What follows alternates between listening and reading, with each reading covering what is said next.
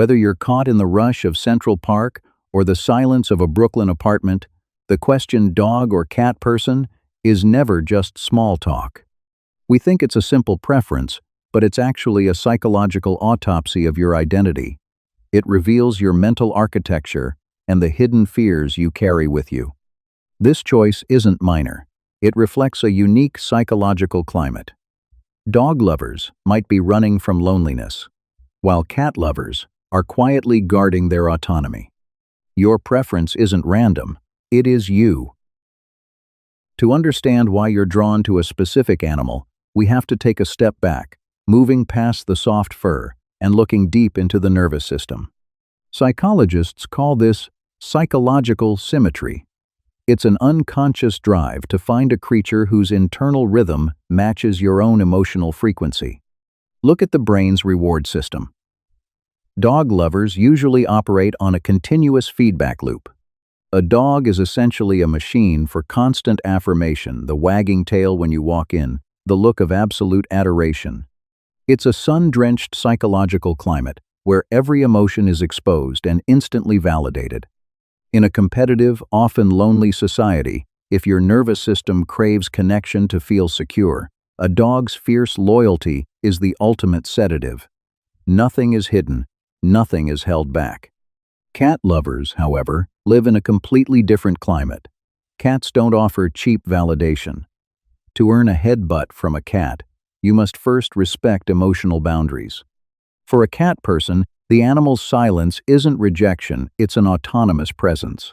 Their nervous system doesn't need noise to feel alive. They find comfort in a creature that can share a room without invading their personal space. It's the peace of being home without the constant pressure of being judged or monitored. This choice isn't about walks versus litter boxes. It's about how you define safety. One finds it in tight bonding and constant feedback. The other finds it in independence and respected distance. The moment you realize this, your bond with your pet makes sense to your very core. It's not a random preference, it's a resonance between two nervous systems. Picture a successful creative director in Manhattan. He's just wrapped up an exhausting day, stepping into a high-rise apartment with sweeping views of the city lights. The door clicks shut. Instantly, a heavy, suffocating silence sets in. For him, those 10 minutes of quiet aren't peace, they're a black hole. It's the moment the emptiness creeps in, stripped of the meetings and the praise that usually validate his worth. And then, a bark breaks the silence. Why do so many of us in modern society, especially in places of hyper-individualism, crave a dog's presence so intensely? The answer lies in a darker truth: the fear of abandonment. Dog lovers aren't just looking for a pet. They're searching for a two-member tribe. In a world where human connections are increasingly fragile, calculated, and easily broken, a dog is the only entity offering an unconditional emotional contract. They are the creatures of always available and always adoring. When you look into a dog's eyes, you don't just see love, you see a reflection of your own existence. The dog acts as a constant witness. It tells you, I see you, you are here, and your presence is my entire world. To a dog lover, the silence of an empty room is a haunting reminder of how easily they could be forgotten. So, they need a creature that fills that void with an unrelenting devotion. There is a profound heartbreak when you look closely at this dynamic.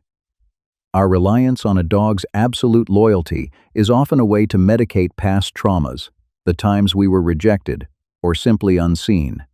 We choose a creature practically incapable of leaving us, ensuring we never have to face that emptiness again.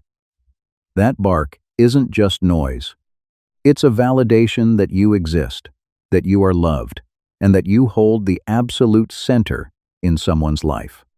In the psychological climate of a dog person, nothing is hidden, and that pure adoration is the only antidote capable of filling the black hole of loneliness lurking behind a closed door. Now, let's look at the opposite end of the emotional spectrum, where cat lovers are quietly building their own fortresses. Dog people often ask with genuine confusion, how can you love a creature that ignores you? One that only comes to you when it wants, not when you need. The answer isn't coldness, it's a far more complex mental architecture. This is where we touch the shadow insight of the cat lover, the fear of enmeshment, the psychological fear of being smothered or losing oneself in a relationship. While dog lovers crave feedback to fill a void, cat lovers crave autonomy to protect their boundaries. In a modern America, where we're expected to be on 24/7, where notifications and social expectations constantly hijack our attention, the cat becomes a symbol of liberation. By loving a creature that has the power to ignore you, you are quietly asserting your own right to ignore the world. You respect its distance because, deep down, you long for the world to respect yours. A cat doesn't demand a performance. It doesn't force you to smile after a grueling day at the office.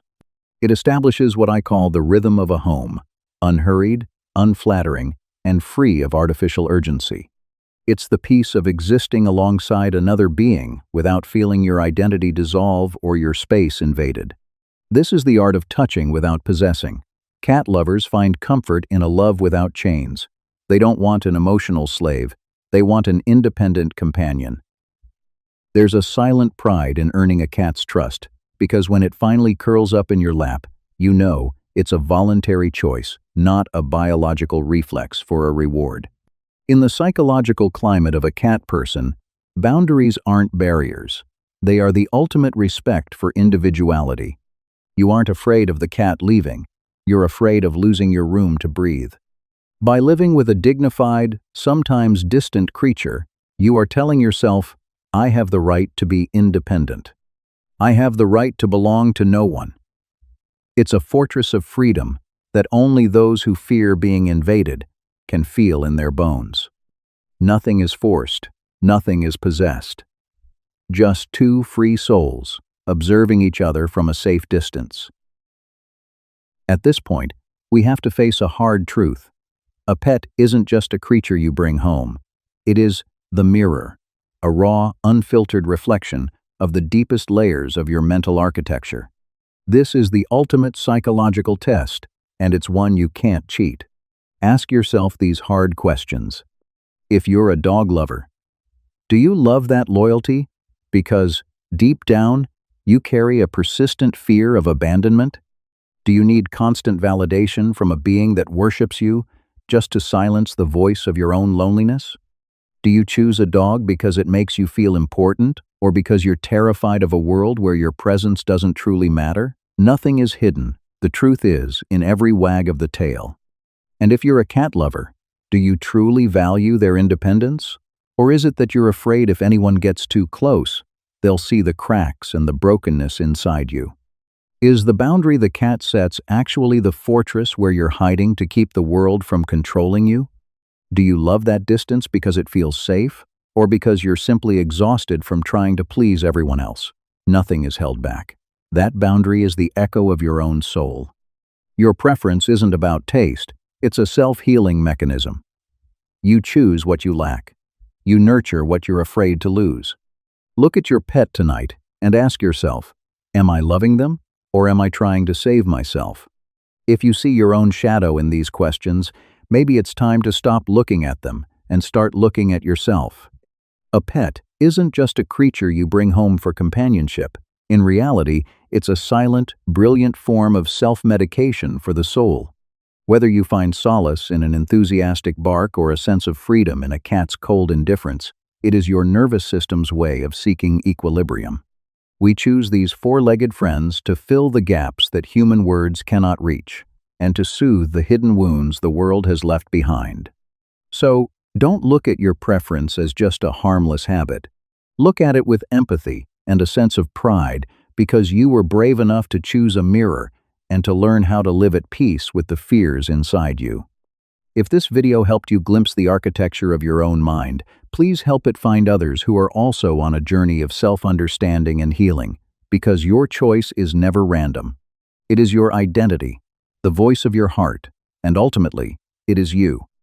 Thank you for watching, and I'll see you in the next video.